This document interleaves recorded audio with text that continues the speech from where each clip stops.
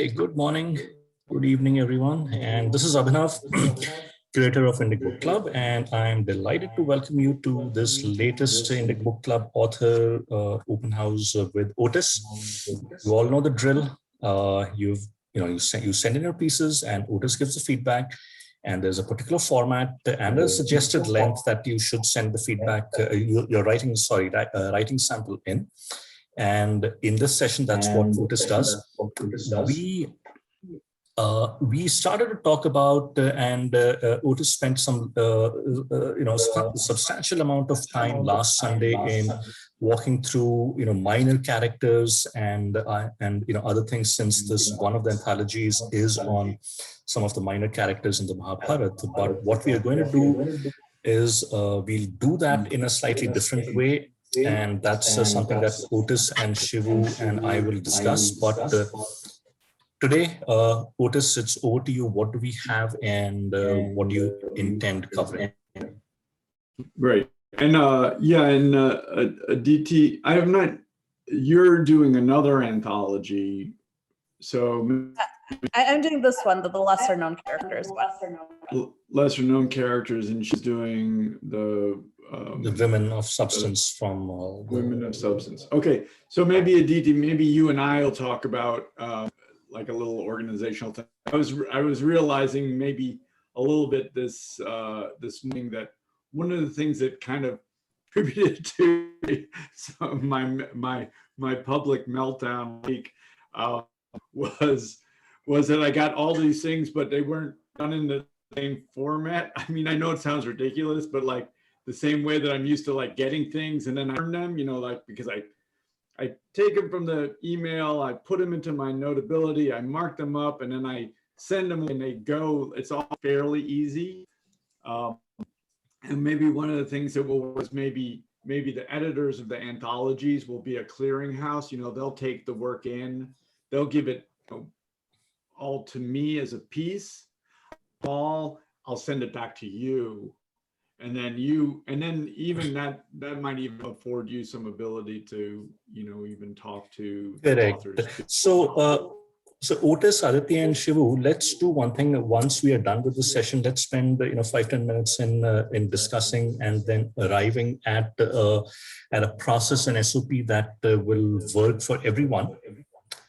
Because I think, so. Hey, great. I really I enjoyed the work that I read this week. It was great, and I repeated my little. Let me share my screen. I'm going to try and get everything, but I will note that the first thing you do. Show up by writing these words down on the page. Get the words on the page, and when you get the words on the page, it gives us something as authors to then look at and evaluate. Getting those first words on the page is so incredibly valuable. I mean, it really is amazingly valuable, because then after we've gotten those words on the page, our job is just to change them. That's all it is. We've got the words, and now we just have to turn them for other words. That's so easy in comparison to putting the words on the page in the first place. Changing words from this word, simple. Getting words on the page, very difficult. So I think that for one, I really should have spent more, admiration of that. Everything can be worked on. We as writers, we have to be fearless, or maybe the word is ferocious, in our ability to change what we've done. That flexibility is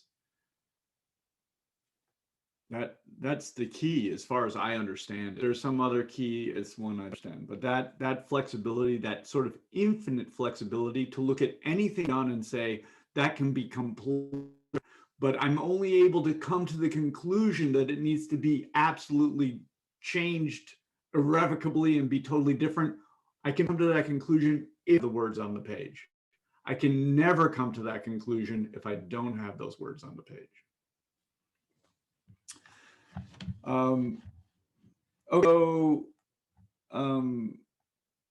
Madri, I think I'm gonna share my screen. So I tried. So forgive. I do want to all of the pieces that I got last talk about. I want to have some notes on those. I want to get to the author, Aditi. So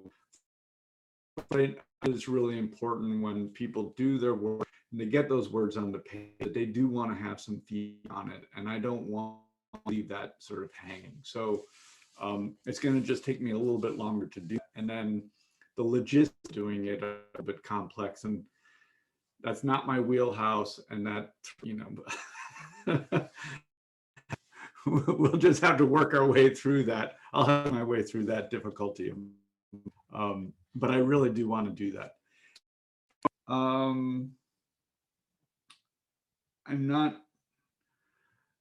have a little confusion about what people have handed in and when, but I'm just going to do my best. And so he's a little forgetting of me today.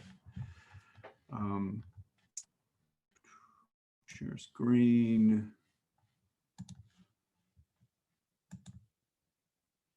Okay, so this piece of, do you see the piece of, it says Madri, Passage of Dharma? So I can see it. Okay, great, thank you. So I might talk about some of these authors as I go through these pieces. So I'm going to try and go through pretty quickly, and then when I get to Ram is here, I'm going to have to dig pretty deep into Ram's because he got some good words on the page that are going to allow us to talk about some higher level issues. But here, this is along with some of what I was saying last week. So the court, so if we look at these sentences, the palace, I think my theme largely for today is going to be about, so in creative writing, this is advice that you get in every creative workshop is show, don't tell. Show, don't tell. Now, for me as someone who's been dealing with this issue of show, don't tell for a long time, it's hard for me to go back to the early days, when that was advice that was given to me. It's basically a shortcut, though. It's a shortcut advice to make us words on the page that allow the reader to imagine the world rather than telling them what the world is like. This is the big difference. When we show, we simply put the facts of the world down on the page and the reader imagine what it's like. They come to the conclusions. This is just an example, majestic palace. So just palace subjective. It's telling about the palace. What we want to do is we can think to ourselves as an author, it's a majestic palace. Then what we have to do as the authors, we have to imagine what a majestic palace is like. We have to write those details down, and what the reader to be left with is a feeling.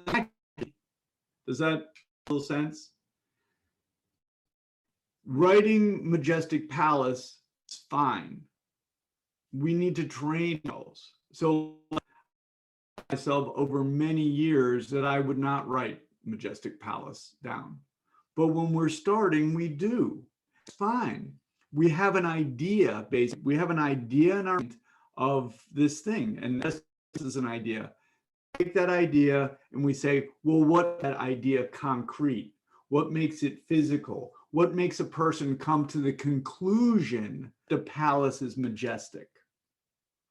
We take those things, just imagine those things, and we on the page. You'll see immediately that puts a tremendous burden on the writer.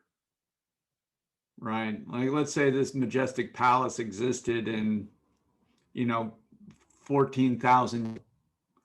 So what are we going to write? I will say this, writing can seem like it's easy, but it isn't. It's not easy. Coming at these details, imagining these worlds, putting the concrete and physical detail on the page is difficult. It's not generally what we're trained in.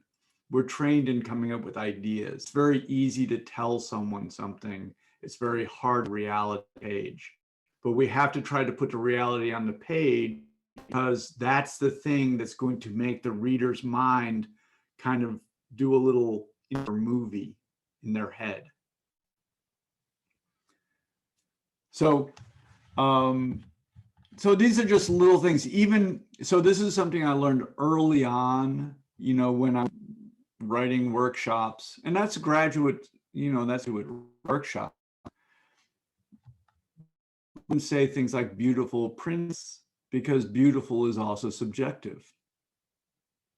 Again, like the majestic palace, what we want to do is we want to write the details and we want the reader to come to the conclusions. This is sort of the way that we engage the reader. So we put objective detail on the page, we show things, and the reader feels things from it.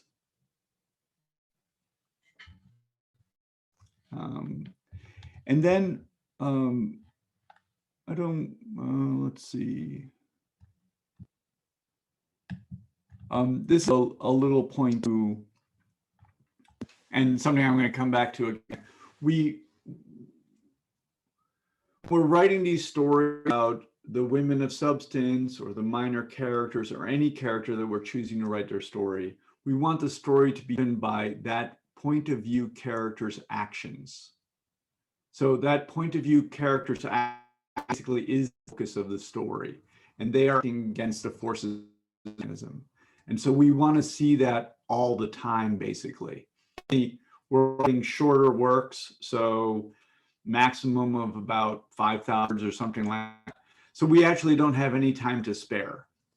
And this is just a small example. We'll see here. So in this first sentence, the corridors of the majestic palace of the king of Madra whistling with activity. So the subject here is, let's see if this will work. The corridors. And they're the ones acting. We're bustling. I'm making it probably obvious the corridors are not the subject of this story. So we do not want the corridors to be the ones acting in the sentence. We want to put your point of view character right front and center, keep her front and center, have her be acting, and then the only other thing you're really including in the story are the forces of antagonism that are thwarting her. And then we see what she does next in order to get what she wants. That's really the story is driven by the point of view character and what she wants. Again, forces of antagonism that thwart her and usually thwart her, because if she succeeds, it's the end of the story, it's resolved. And that's not a story, because the action of the story is the struggle between the protagonist and antagonist. She fails, and then what does she do? She does something else, tries again to get what she wants. And then she fails again, and she tries something else. So the story is not just about character and what she wants. It's a story, what does she want, and what is she willing to do to get it? That takes down the steps of the story. So, and we taught this last week. I was referencing this. It was well for her vanity. 10 hours in her daily regime, adorning herself with precious jewels and fragrant. So that's vanity. Typically is a judgment, right? It's a derogatory judge of someone to say that pain. But instead, if we look at this, we see, I'm just focused on a little, if we show her involved in her beauty regimen, right? Which we might objectively say, oh, that's so superficial. But if we really show her in her point of view, what we're going to see is her struggle. You want to focus and frame the character's struggle. So clearly, if she involved, as I said last week, if she spent hours of her life doing this, clearly exceptionally important that she succeed in it, and that struggle. Those are just little examples. I know we talked about this last week, but I didn't put it on the page.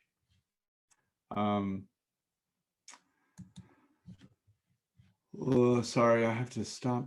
What's going on here? Turn this off.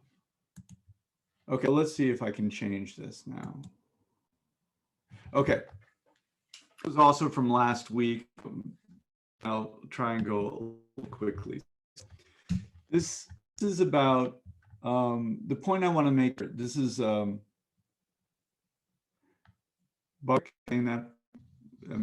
not sure if my pronunciations are barbaric. Anyway, brave barbaric, and this is his story. I'm not going to attempt to pronounce that name. So the beginner, I don't think I go preamble a story like that. So I don't know if you can see that. I would probably not do that, but I like the contextualization in the Gita here, and also this quote is incredible. So know that the origin of sexual action is in the Almighty Lord, and therefore the Almighty, all-pervading Lord is present in sacrifice. That is that's intense. That's intense, and so I like that up front to kind of contextualize what's coming and what's being focused on. Barbaric here, though, doesn't end up being the focus of the story. So we talk about other characters, about Krishna, we talk about this character. We have I'm sorry, I'm not. Someone's going to teach me how to pronounce names, and I will learn. I'll do my best, but I apologize for now. But we have a lot of other characters that are showing. Just say, regardless, I love these stories. The stories are incredible. We as authors have what we're focusing on. When we're writing shorter works, we want to do, the Mahabharata has already been written. So what we're doing probably on particular stories is digging deeper into those specifics. We're focusing intently on it. We're like, if we're like this with a microscope. We're taking our microscope and on thing, and we want to see that as nuanced as possible, and that's going to be a new, right? We're not still going to be looking at that sort of macro view of the Mahabharata originally. We're going to get down into the weeds of these singular stories. So this beginning seems to me to be summarizing the larger story. Those stories, I like those stories. I would love to have any one of those stories be focused on. This piece is that it's going to focus on Barbaric, right, and his sacrifice. So we have, basically, is what I would say. We need to jump in and fund that. I don't think I have much more to say than that. So again, I'm making this point, have the POV, the point of view character, and we're sitting on point of view, so we'll work on that over time. Don't worry about that so much. But the character that you're focusing on, have their actions drive the. I'm making that point again. Their actions, whether it's a princess in a palace, engaging in her routine, or Barbaric doing whatever he does. What they do against the forces of antagonism that basically beat them down. Try and fail, my father used to say, telling us the universal plot line of stories. Try and fail. That is the central action. Try, they fail. What happens? They get beat down, but what do? What does the character do? They try again. They get beat down. They try again. They get beat down, right? This is the movement of story until they get to the crucible, till they get to the climax story where they make a different choice.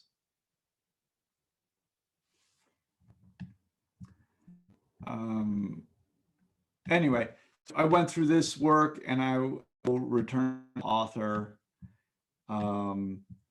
As I said, I mean, all of these stories are great. We're getting stories that I would gladly delve into probably for an entire novel. We're getting in one sentence. So that's the kind of scrutiny we're bringing to the stories. We need to imagine them and them like a microscope on the cell, you know. So we don't see a single cell in there, but we're gonna our artistic microscope and focus on it and bring it up so that it is huge and right in front, so that we can see it clearly and bring out all the nuances of that action. Cell analogy.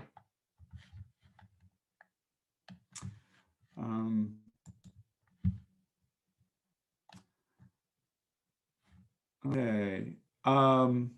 Okay, Ram, we have your work here. Let's talk about it a little bit. Are you writing this one of the? Sorry, could you repeat? Are you writing for one of the anthologies, or is it? Yeah, that's right. No, this is part of the anthology that Aditi is curating. Okay. I think work here. This is fulfilling this thing on the page here. I mean, everyone's getting their words on the page, and then we look at them when we start thinking about them, when we start thinking about how we can change them, both of them. So that's great. What we have to do is transform them.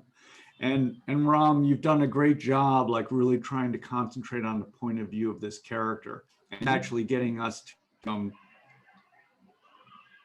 this is, for me, I think really higher considerations of our stories and our characters, because you have done this, basically, because you've done this work of trying to get the point of view onto the page.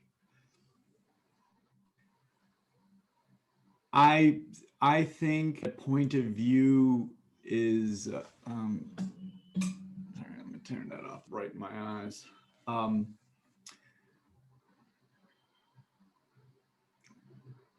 I point is the gate to our enlightenment about like when we start to really think about, because right, as I've said many times at this point, we are all universally connected by this one thing, that we all experience life through a single point of view. So we're universally connected by our universal struggle of being separated. Maybe that's a way to put it. Mm-hmm. All of us, right?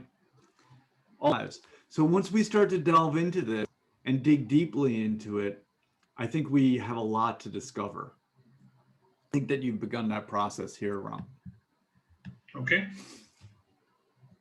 So you're probably like, uh-oh. When I get it like that, it's really gonna come at. So this is the story of Ambalika. That's right. Right. So there was, I'm just going to say king and prince and king, I guess king, yes. So king and queen, they didn't have a child. Right. And so she's essentially forced to sex with the brother of the dead king in order Right. to have an offspring to carry on the lineage. Right. So because I wrote this in point of view, it got really to think about her experience. And so what it becomes a question of in writing this is really for us as the writer, did we manage to capture the character's experience accurately or not? When we try to write a point of view, that is our struggle. Are we writing their point of view or are we writing our point of view? Right. Because the one thing that we know for sure, the only thing that we know actually is that we do not know another character's point. That's the only thing that we actually know. So our skill is in being able to actually imagine another character's point of view. That's that challenge. Right. When we absolutely nothing to go basically, because we only know our own point of view. We lived our entire life. This is the crux of our problem. Right. And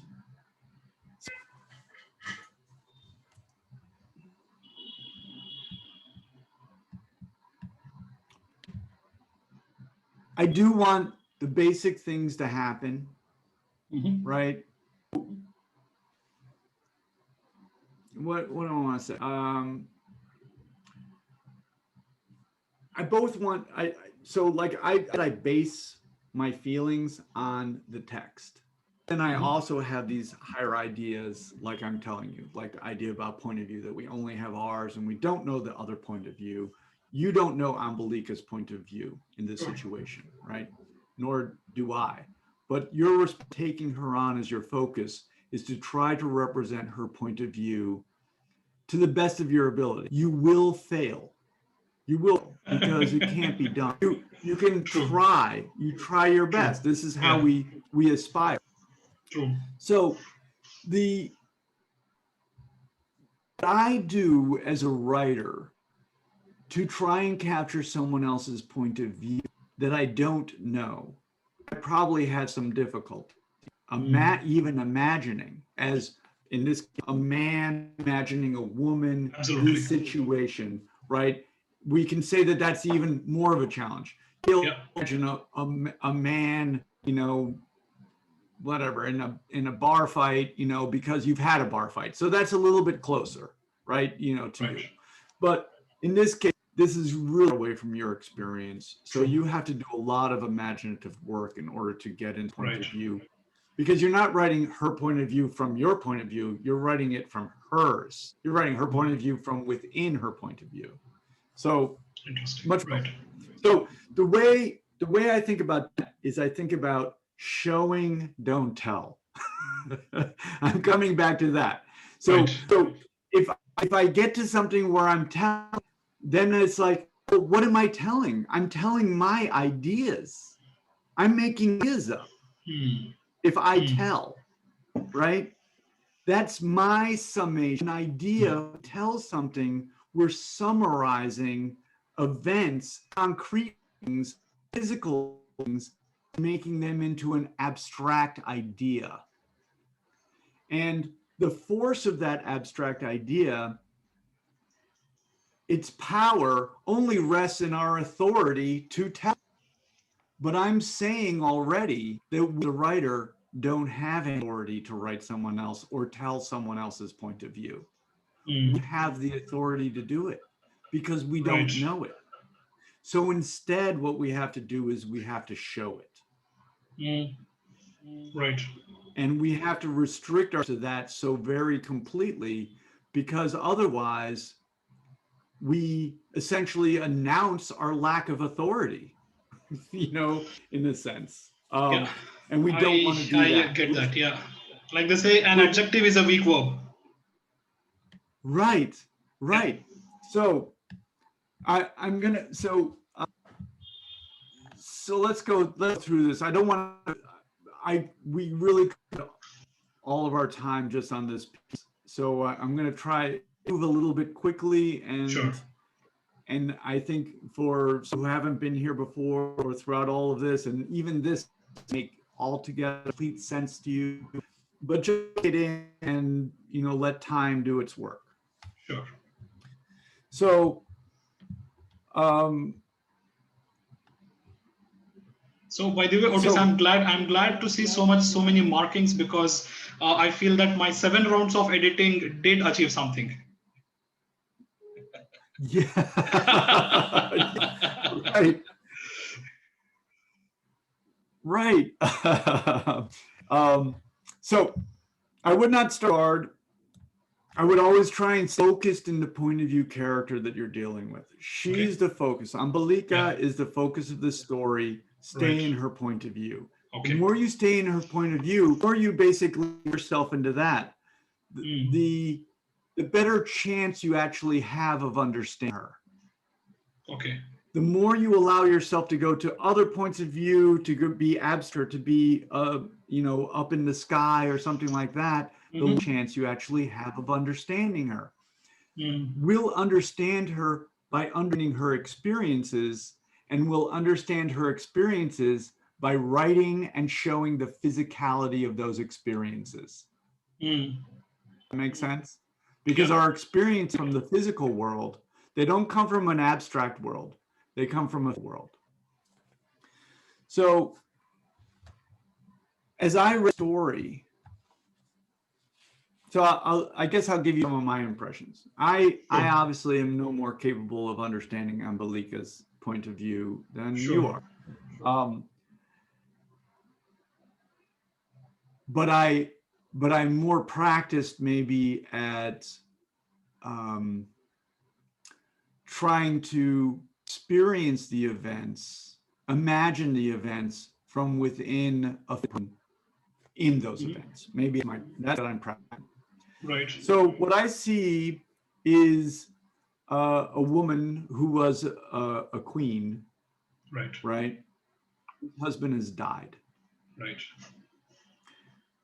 She's essentially and completely alone in this environment, right, in this palace. It was funny that thinking about this piece, which I read it this morning, and I had a pretty intense experience with it. But I thought of, you can see, like when I write my notes, I'm visual. But I thought of Ambalica as this dot, right? And around her are, right? And then there's the mother, right? The mother-in-law. Right. And then there's the palace, right? And then there's the hint of the palace, and there's the country. Right. All those things are against her. Interesting. Yeah. All of those things agree with each other. All of them. Right. All of them agree that she should have sex with the brother in order to produce an heir. Right. Now that we think of her like, we see her, so the way you've contextualized it a little bit is that she has, that her struggle is that, Vyasa, I think. Right. Yeah. Has come and had sex with her, right? So that's her problem. So that, and essentially a rape, or consensual sex, or however, that non-consensuality is the problem. Right. But I am suggesting that the problem is not that. Okay. I mean, that is a manifestation of the problem. Right. It's an action that's a result problem. But the problem is actually that she's all alone, completely alone. She feels one way, that she does not have her body, right? And I do think of these things, I do a lot about territory. Right. Okay. But she does not want her body, her territory that she controls, these whole issues, to be violated. Right? But everyone else around her does. Interesting. Okay. So they essentially disagree. She disagrees with the entire world around her. Yeah.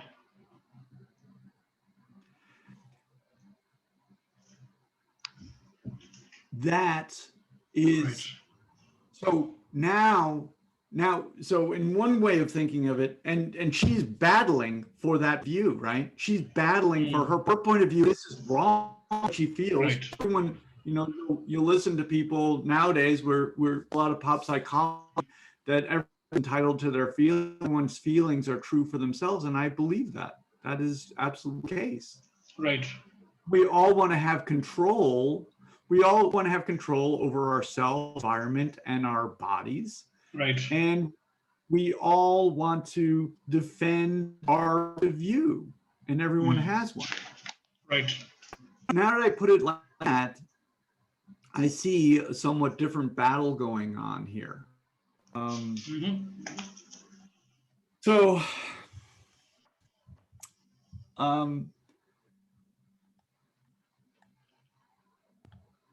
okay, I'm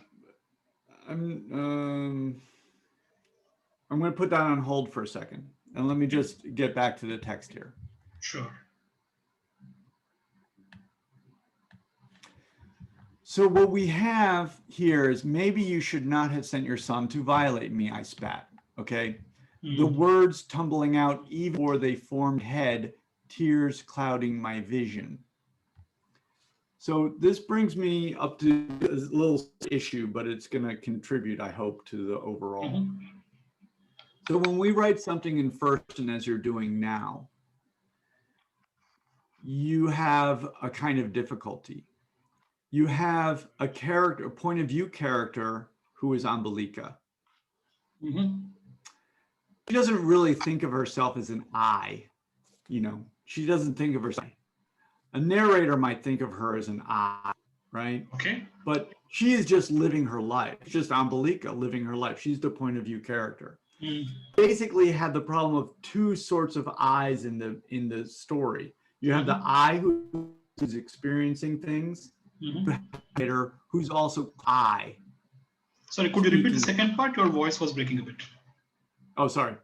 You have a character who's I, Ambelika, Right. and you have a narrator called I who's also Ambelika. Okay, all right. But they are different. So what happens here is you have a who says, you should not have sent your son to violate me. That's the character speaking. But the narrator who says, I see the words tumbling out even before formed in my head, clouding my vision. That's the narrator. That's right. So we cannot have this dichotomy. It has to be only the I who is experiencing.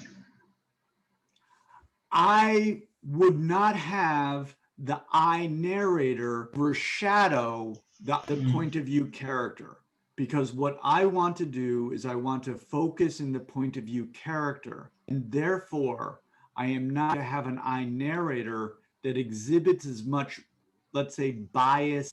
Bias, it sounds harsh, but as much personality as your I narrator shows, right? Wow, so that's a very fine nuance. Okay. Right. Yes, it is a fine nuance. Very fine nuance. Yeah. It is. Well, and it is a very difficult thing for writers who write in first person to understand how two things are distinct. Wow. And they have an experience, and say, I don't usually go to this, my years of experience.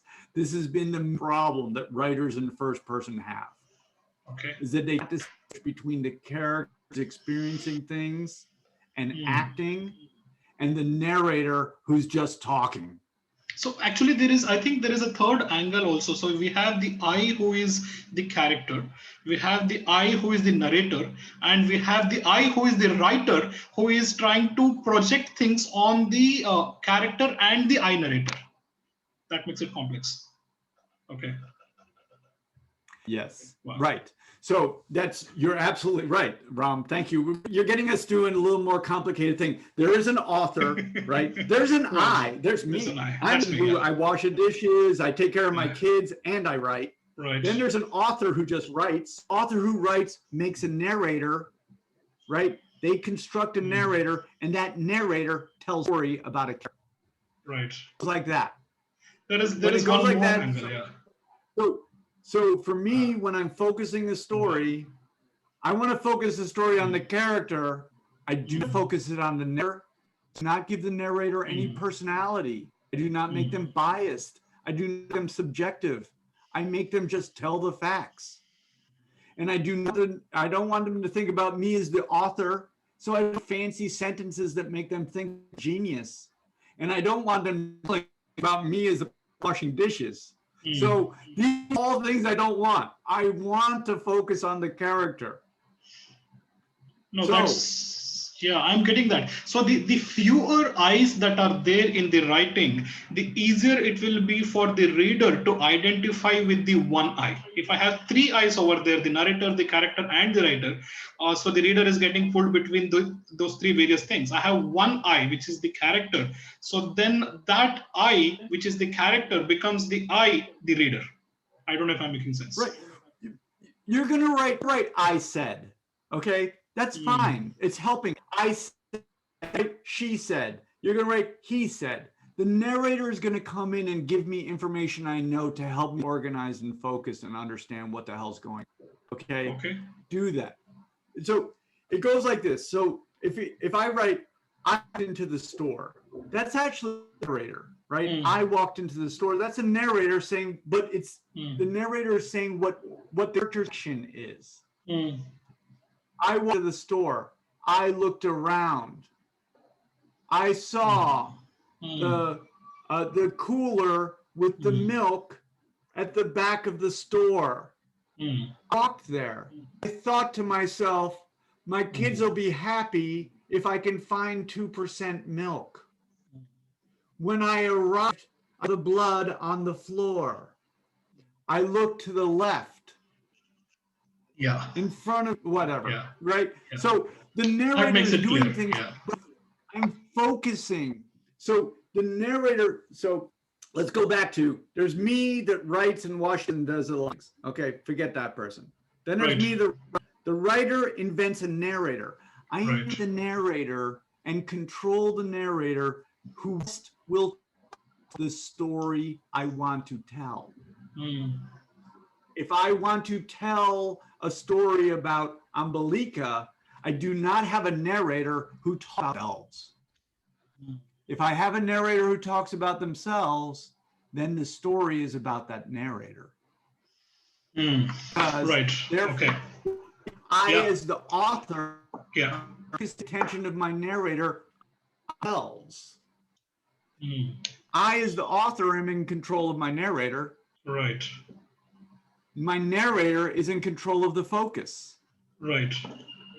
Yes. No, your example made that clear. So I got the point about the narrator, the character not being the narrator with respect to what they are experiencing. So instead of saying that, okay, I saw the milk in the cooler, maybe I would write it as the milk was in the cooler, to give a very simple example. But here you have circled something where I have written, she looked at the elderly maid, and you said keep POV central. So but when I have a character who is Ambalika, and then there is the antagonist in this instance who is doing certain things, I will have to say that, okay, she did this, she said that, right? So I'm getting a little confused on that. At the bottom of the page. Right. You come in and you do that, do what's necessary as a narrator. So it's not a question. On the one hand, it's how many words are on the page. Whatever the majority words on the page, that is going to be the focus. So if the narrator saying, so like if we look at that sentence again,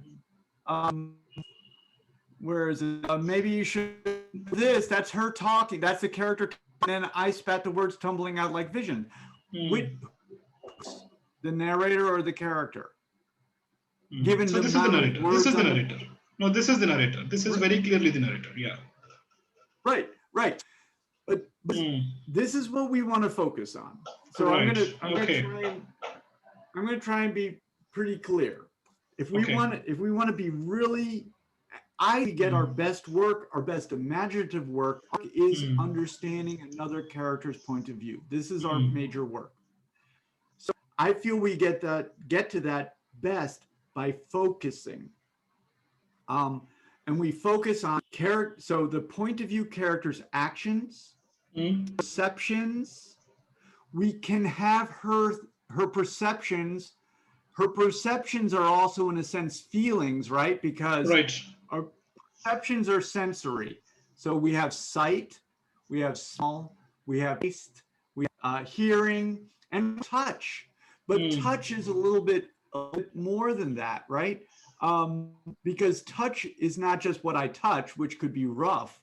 It's the feeling of roughness. Or I could feel tingling in my arms, right? I can feel things in my body. So, so perceptions are both things, and you'll notice that, and I do think this way when I'm writing it, when I'm constructing a paragraph and I'm writing in point of view, I like to start on the outside, I like to go to the inside, and then I like to come back out again. So I go like, I walked into the store, I saw the milk in the back of the in the cooler in the back. The glass beaded condensation, right? I think to myself, like, to have milk or my daughter's going to kill me. Right? And then I walk to, so I'm going like this, but I can do it even more quickly. I can move through the various perceptions, right? I saw, I smelled, right? Smell is more intimate than sight. Sight is objectified. I heard. The difference between sight and hearing is a little bit like, I can choose what I look at, but I can't really choose what I hear.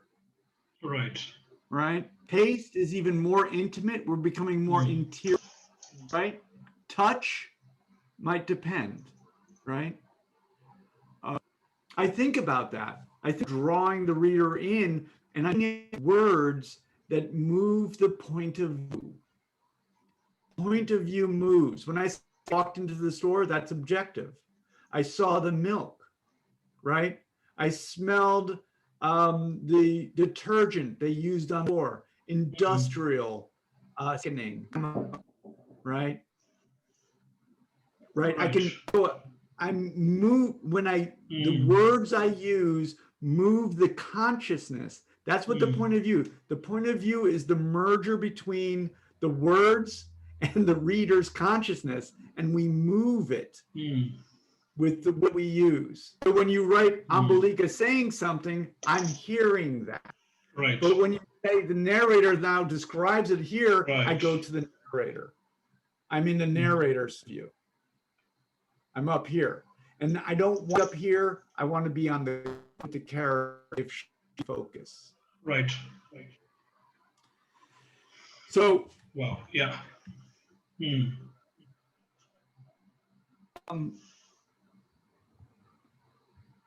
So here's a little example. Mark this. So her voice there was pain in that coldness.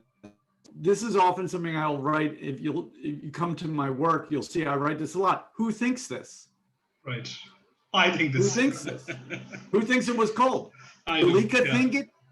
Or is it the narrator right. who's thinking it? And if it's a narrator who thinks it, why the hell is the narrator thinking? I mean, who is the narrator? It takes a person to think.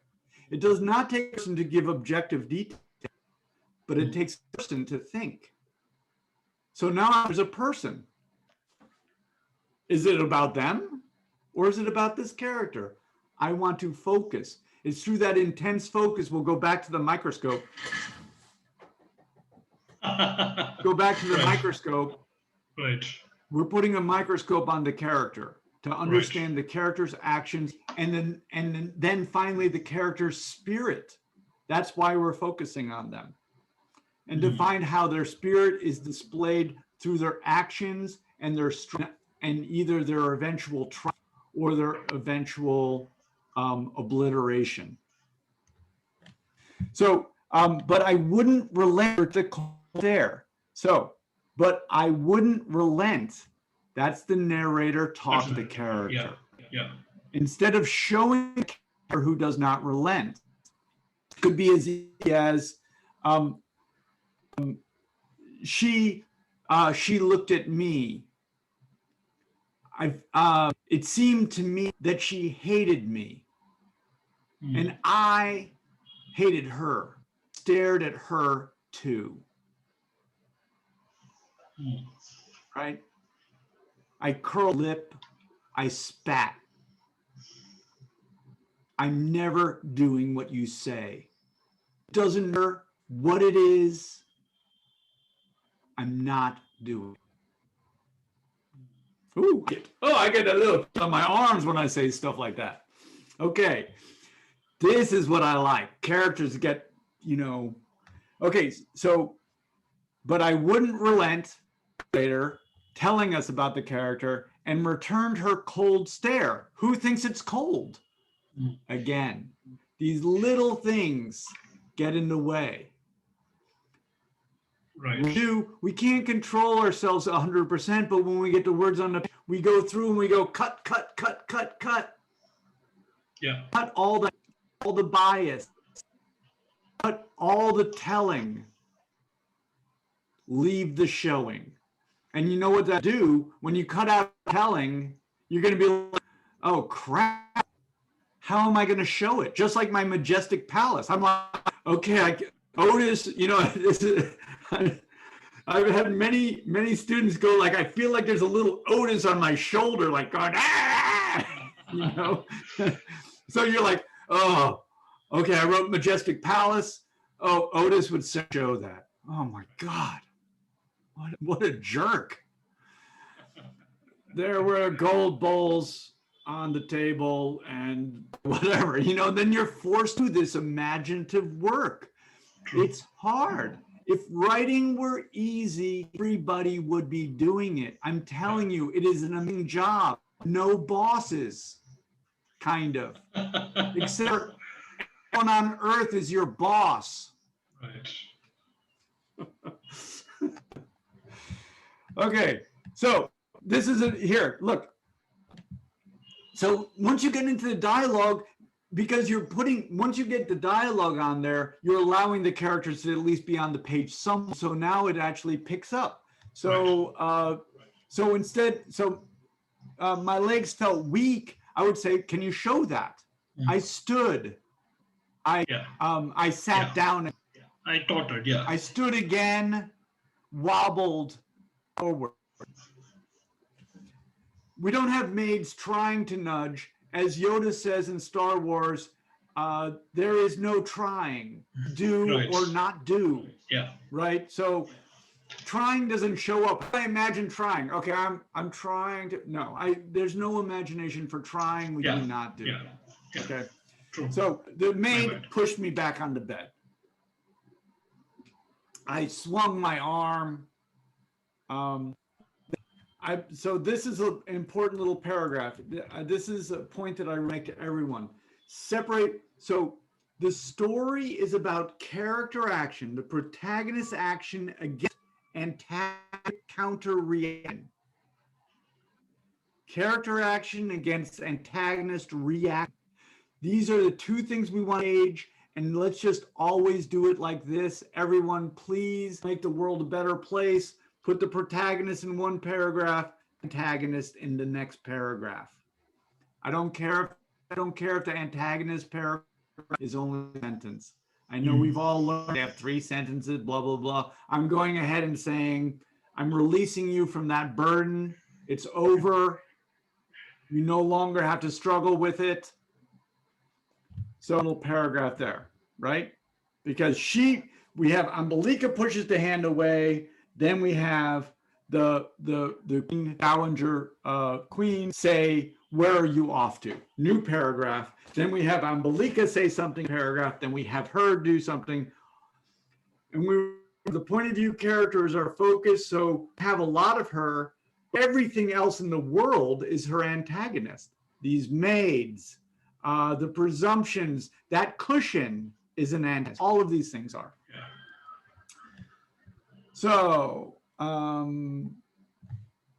but yeah, so to have a bath, okay, not I regretted, because that seems, just say I said, wash the filth. You will not, she thundered. So That's the character. Great. I like her. Antagonist comes, you will not. Then new paragraph, right? So I went ahead, new paragraph back to Ambelika. And then another new paragraph. Satyavati says, I will suspend your ankles if you get off that bed again. Well, I like that. I like her now. She's my pal. I like someone who, she's what she wants. But Mika is not done yet. She also wants what she wants, right? So she's going to push back. I want to go a little bit faster because, like I say, I really could spend so much time on this. Basically, all writing, once we start getting those words on the page, all writing reveals all. So it kind of, we could just delve into this. We could have a whole coursework, Ram, on this piece. I'm signing up for that course. It's just so well illustrated.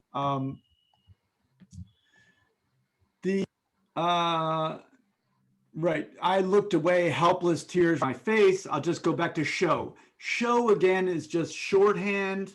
We just use it's prohibitive, and all these things, but we just force ourselves. There's a couple things that we as writers can do to force ourselves to do work.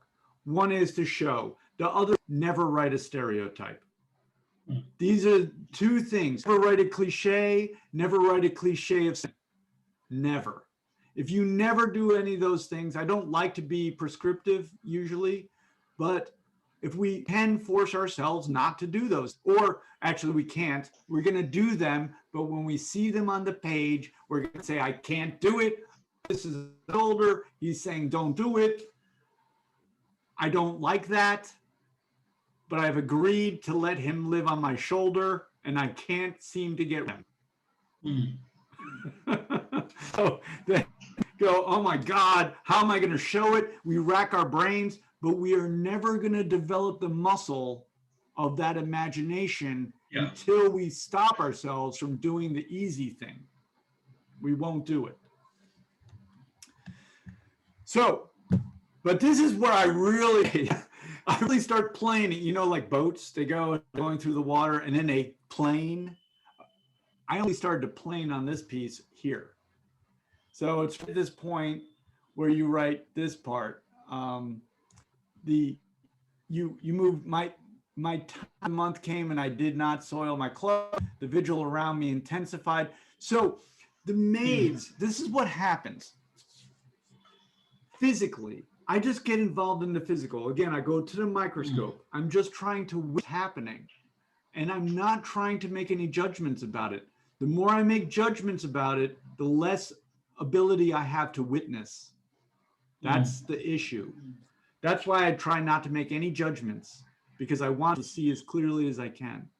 But it seems what happens to Ambelika, right? So this thing, Vanyasa is calm. She did not want that. She didn't want the violation of her body. She did not want her territory in this entire space, and it's at the limits of her body, and even that wasn't allowed to her. Okay, so she, but that happens, and then what does the queen do, or the mother-in-law? She has these maids basically hold her down and massage her. Okay. I dug into that imaginatively. I imagined that day after day. Okay, so something horrible is happening, right? Okay, and I'm not happy about it. But now I have these right, these maids massaging me, right? Not just one day, right? Every day. Mm-hmm. What happens to me is that? I mean, I also even understand why it's done. And I also understand how it's effective, right? That in order to take the tension out of my body, right? So I'm imagining I'm Ambelika physically. I'm not responding to ideas about oh, I don't want to be violated, this, that, and the other. I'm not responding.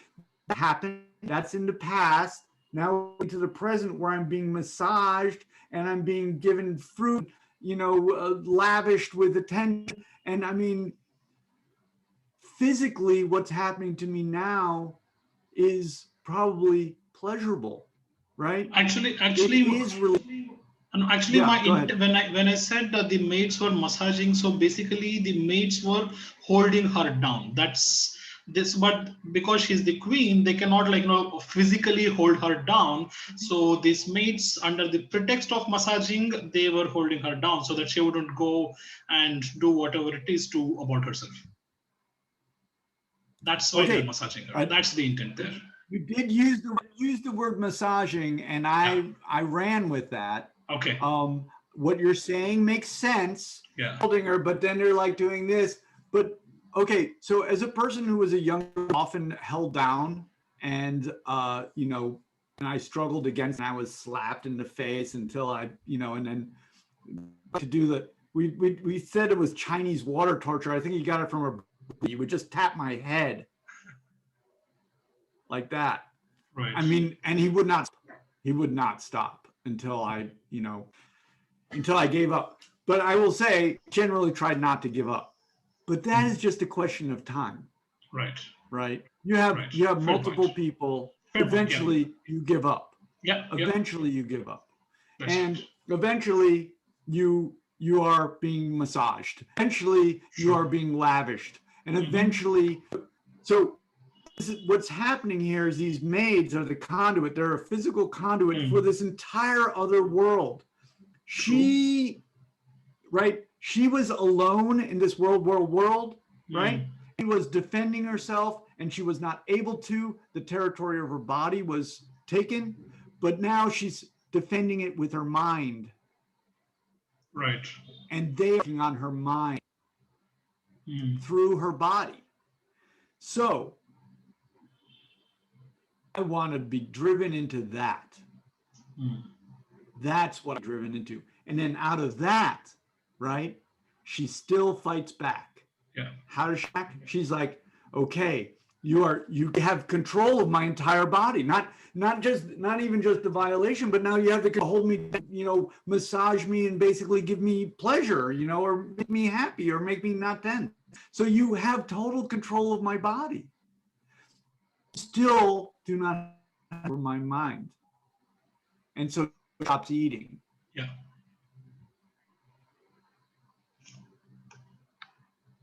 Okay, so I want to get to the big thing here. Like both of those are huge. So these are the stages, right? So at first she was trying to protect her body. She was not able to. See how this corresponds to what I'm saying. The protagonist, they meet the forces of antagonism. For her, the entire culture and world around her, right? Every single person. It's that force, and they fail. And then what do? They try again, right? So the initial violation takes place, but then she's like, well, she doesn't want the baby, but then the queen says, well, I'm going to hang you upside down, I'm going to do this to you, but then she holds out, like, I'm not going to eat. Yeah. And right, so that's what we're doing. So that is the story. We are in good shape. Concentrate and focus on that in the point of view. Okay. And keep in mind, this is a setup for where we're going, right? We write everything in order to get to the ending important thing. And so that's where I'm kind of going to jump to now. What happens in this story, basically, then, she stops eating. The mother queen comes and says, hey, same thing happened, basically. I was in a boat and et cetera, et cetera. And at which point, Ambelika, and so I want to slow down a little bit. Basically, the queen mother wins. What happens? The story acted now is that the ends justify the means. That's the story as depicted. Fair point. Yeah. That can't, she comes around basically, and she realizes she does love the child, and the child isn't responsible, and bygones be bygones. That's not really how a story can end. That's not, because, so I'm going to go back to full of mine. I'm not really applying it to this work specifically. It does apply to this work from my point of view, but this is something I've said for a long time. A story is a protagonist versus an antagonist, and these two powers are equal. They must be equal. Okay. You might not know American politics that well, but I used to joke that a story can't be like Mike Tyson boxing Dick Cheney, right? That's not a story. But I have to admit, I like to watch that. Okay. Right. But is no matter how, and this is, I've talked to so many writers about this, writing memoirs. They want to write. So we have in this version of the story, Ambelika is essentially a victim. She's a victim, and then she basically comes around and say, well, that's the way it is, and fine. And I should be a victim in a sense. Mm-hmm. Dick Cheney in my story might say, I was a victim, I got beat up by Mason, right? But I've had so many writers who will write, memoir. They have themselves as an I being victimized by the forces of antagonism. And it is a very hard thing for me to say to them that I want them, in order to write a story, okay? It's fun. You want to, I don't know. If you want to write a story is not about unequal forces, because a story about unequal forces is printed in its ending. If I'm stronger than my antagonist, or how about my brother stronger than me, right? We might battle, but at the end, my brother wins, right? Mm-hmm. I knew that at the beginning. I don't need to tell a story about it. The story equal struggle is never a discovery. This brings us to a very, very important point. I think maybe the most important point that writing into us. There is no unequal struggle. There is the depiction of unequal struggle, as we might have here. But there is no unequal struggle, in fact, in my story universe, okay? I get that people will say, Otis, you're totally wrong. And I have to accept that. But in my story universe, there is no unequal struggle. And what we find when we depict stories well is this is why the triumph of the human spirit. Triumph of the human spirit means that the human spirit can triumph over all. And it's not because it wins. It's because of resilience and its ability to essentially adapt. But adaptation is not loss. Adaptation is adaptation. So, saying in here specifically, so story be unequal struggle. There cannot in a story, from my point of view, be a story about an antagonistic force victiming a protective force. There's no story, we see this continually out of Hollywood, for example, a protagonist that's absolutely undefeatable winning at the end. Okay, that is all. That's equal. This is bad storytelling from my point of view. Right. Okay. I mean, this is why we could talk about Hollywood some other time. Okay, so here, where we're getting to here is that Right. I write it like this. The ending seems to Malika as a lawman. This is getting back to this. This holds in everything we're working on. So when we're working on a polemic, or we're working on nonfiction, working in fiction, we're working in anything, we're always working with the same essential forces: antagonism versus antagonism. Cannot have either one of those forces be a straw man. Ambelika now is a straw man, which means that you have not fully represented her point of view. Okay. And you have not, you may actually, so this, what you write here, he was part of, for one little time, he was all me, made by me, made with my blood, my flesh. He was me. I love that. I think you might be nailing it even there. I'm not positive. I don't know. What we didn't do is we didn't arrive there. We didn't arrive at that recognition, that enlightenment as being the result of equal struggle. So this is going back to equal struggle. What happens in a story is you have protagonists battling antagonists, going back and forth. The ending is not one triumphing over the other. The ending is the merger of the forces.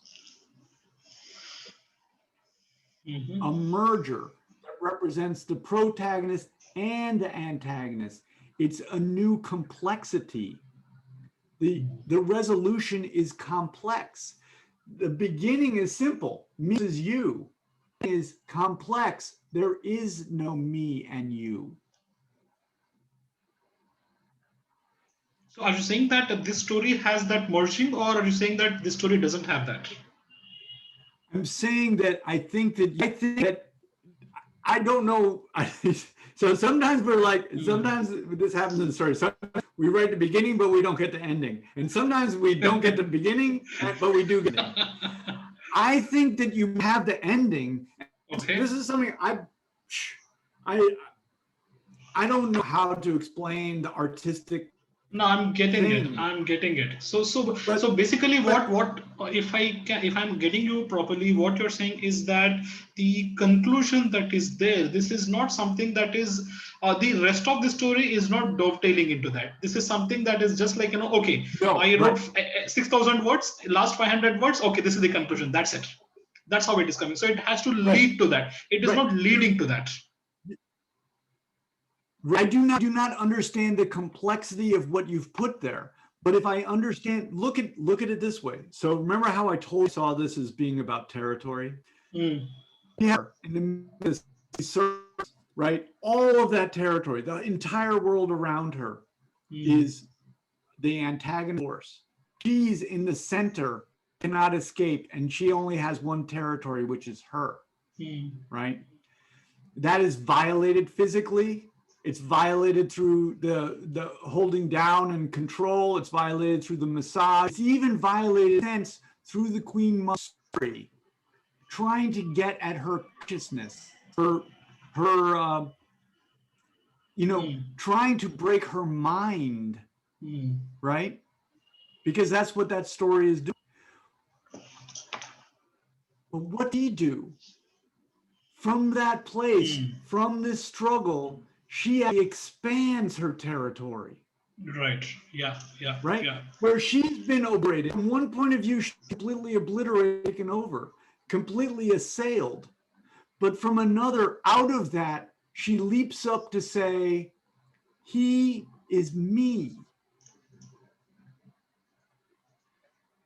If you don't think that that's intense, I think that's intense. Right. And that's a different character than someone who's just the ends justify the means. Right. But you get there by being in her point of view. And so you got to scrutinize that. Scrutinizing that allows you to understand what the line that, I don't know, get the line, maybe it's from Nata, maybe it's your own.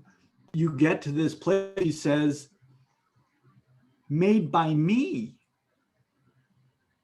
She's right. Every bite that she made him, her choice. It's intense. Good work, Ram. Thank you. You have started on the path. Great work. Thank you. No, there's a lot of work to do, and thanks a lot. This was like, I wish I could discuss this for several more hours or maybe a few days. This is fantastic. I can now see that how the ending needs. I think it is there. I need to flesh it out a little bit. Probably even I didn't think about it. Maybe the characters just evolved into that. But yes, I can now see how the ending can be much more grander. Yeah, it needs a link and a little bit. I can see that now. Yeah. It's I think the ending. I think. Yeah. But it's setting it up so they understand what this means. Right. And to really depict her along the way.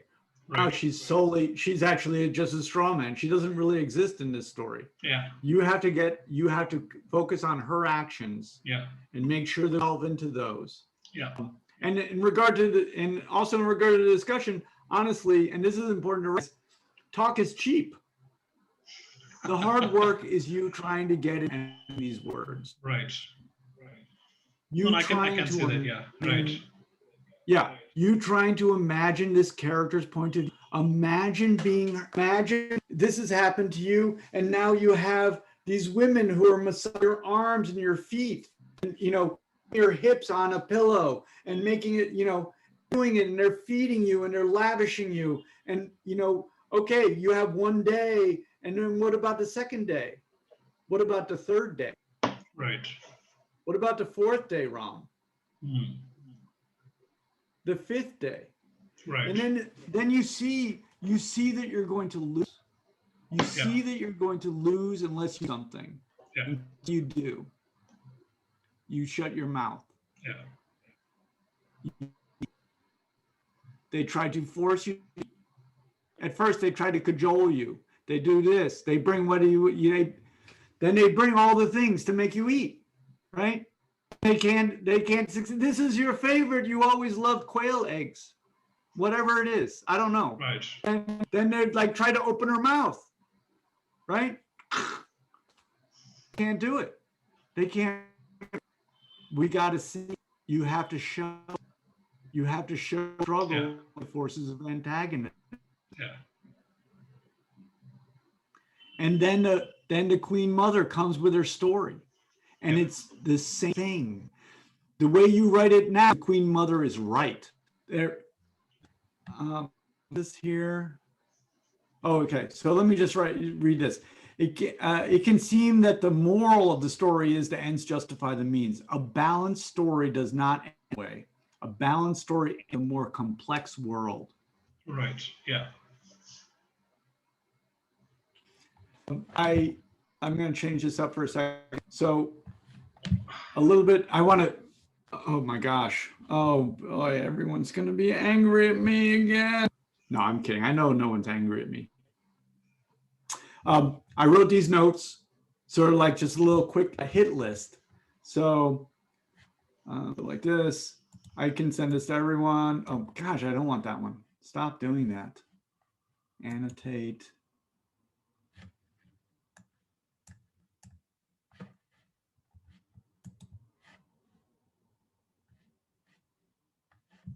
I don't know how to change the things here. Okay.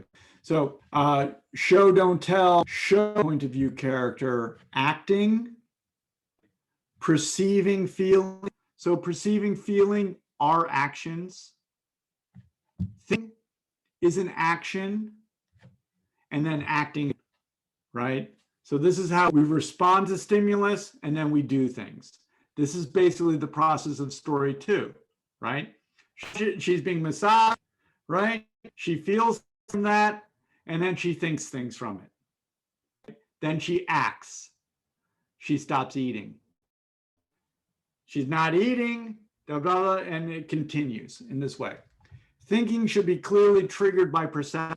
So we don't want, when characters suddenly start thinking things that have nothing to do with story, start catching us up and explaining. That's not the character. That's the narrator. We can do it sometimes, but we don't want it to be the focus. And we can have trouble with that. The character, by the way, I'll come back to this. The character can be biased. Right? The character is subjective. The Ambalika can say, the queen mother-in-law hated, but I her. Right? She can think things that are biased, but the narrator does not. That's my advice, unless they want to focus the attention on themselves. This is personality, and personality tends to be the focus that readers are interested in. What's going on here? Blank. Damn you. Oh, here we go. Okay. The point of view character is antagonist. He is the one heroic against the antagonism. That does not mean that they are a hero like, idealist. Being the hero means you're the one engaged in soul. And it also means that one who's going to change. So he is the one in a heroic struggle against the forces of antagonism. Doesn't make them right. It doesn't wrong either. She is one who ascends because of struggle. So, and I'm saying ascend instead of change, but change is also an operative word. Transcend, enlightenment, what is. And again, enlightenment isn't losing, and enlightenment is winning, because neither losing nor winning is enlightenment. Enlightenment is joining of a more complex understanding of the world. The point of view character, either right nor wrong, the ending either winning or losing. Number 3, point of view character can think in a bias. As I said, narrator should have no bias. Show, don't tell. Antagonistic force should be dictated by narrator bias. Right? Again, the character can think of the queen as being horrible, but the narrator not. Because if the narrator does it, it means it's true. And there is no truth like that here. That's just protagonist should be narrator. The protagonist should be depicted by the narrator without bias also. So we don't say beautiful prince. Beautiful who? Right? Beauty's in the eye of the beholder, I've heard. So who's the beholder? If it's the narrator, we're a little confused. Therefore, the only bias is in the perception of the POV character. And in fact, bias that ends up being transformed at the end, because bias is personality, right? And the ending, well, we're going to get to that in a second. So the movement of the, okay, I think I should put a number here. The movement called the character arc, which is what it is, of the story is from one place of perception to another more complex place. This illustrates transcendent. It is not total. Okay, that's important. The ending of the story does not represent truth. It represents a stage in a journey and a cyclical. It has a signature too for the character. And so it's true life. We hope if we do it well, but it does not make that true, if that makes sense. It illustrates transcendence or enlightenment. It is not a step on the journey / cycle of life. So Ambalika is engaged in a cycle that's individual to her based on these circumstances, but her cycle of transcendence is similar to the cycle that we all experience. So it's universal. It's both unique and universal. The story is the point of view character's active struggle against outside forces for the purpose of avoiding interior difficulty. The resolution story is defeat by forces with victory over inner forces. this climax of the story. So if we look at Malika, a great example, look at it in regard to territory. So she has this perception. She has a perception, right? Her and the rest of the world around her, right? Taking over, approaching upon her territory. And from that, she loses that total encroachment. But when she loses that total, she also expands to take over the entire territory. Yeah, that's a much grander vision. Yeah, and it's a fantastic vision. So thank you very much for that very perceptive remark. So it's a much grander perception. This is the work we're doing. This is our noble calling, Ram. So that's what I love about it. Is this is exactly, and it's not easy. So it is not easy. I think a lot of time with that. My first draft, just a closing note, my first draft of the story that I had actually sent to Aditi, that had about 6,500 words. And after 7 rounds of editing, this is one of those stories that went from, I think, some 7,000 words to 10,000 words. And barely 3,000 words of the first draft made it to the last cut. Well, Ram, you are undergoing the process, the process of a writer. I had told you the story before, like it was a while ago now. I wrote the draft of my novel. It was 600 pages, and as I like to say, proved to the world that I could type. Yeah, absolutely. I agree. Completely agree with that. Yeah. I've finally proven I type. No, but this was a fantastic session, and thank you so much. This was really eye-opening. I wish we didn't have like a 1 or 2 hour time limit. Well, keep in mind, talk is cheap. The real is between us and the page. Yeah, true. That's what battle for us takes place. Yeah. You earned this scrutiny because I really felt we're striving to get into that character point of view. You got the words on the page, and it'll let to have further conversation, which takes us to the highest plane of what we're going to do. Right. No, absolutely. So this was fantastic. Really, thank you very much. So in my writer arc, I have gone from here to here after today's session. Well, now we'll see about the application. Sure. Yeah. Can you please share the show notes portion? Can you please share that? It's very insightful. That the last thing you discussed show not tell and point of view characters. If you can share the document with us. I will send that. Yes. Handwritten to everybody. But that's very helpful. I was going to the minor characters. It's so helpful.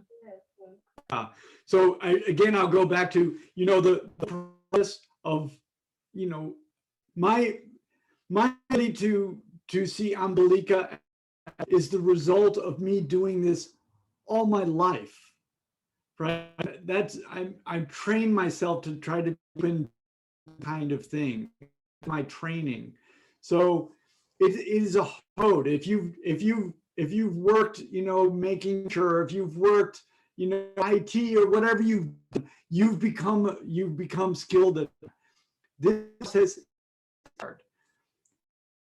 Part of it is probably being prescriptive in those ways that I said before. Show, don't tell. We don't have to understand it. We won't understand it completely. Just try to do it. Force yourself through that agony. Try never to write a stereotype. Try never cliched sentiment. If we did those things, what are we left with? We're left with at least writing something that's imaginative, and so those are really good starting points. Thank you so much. But Ram doing great work, and I perceive the difficulty, and thanks also for doing something that I think is important for all of us writers. Take on things that really challenge us, because if we're not taking on something that challenges us, then of course we're not engaging in any of this struggle. Then in a sense we're not doing anything. So what the heck is that? Okay, I think we better sign off and then have this other conversation. But Correct. So thank you so much, Otis, and everyone. And we'll see you again next week. And if Shivu, Aditi, Otis, if you can just hang on.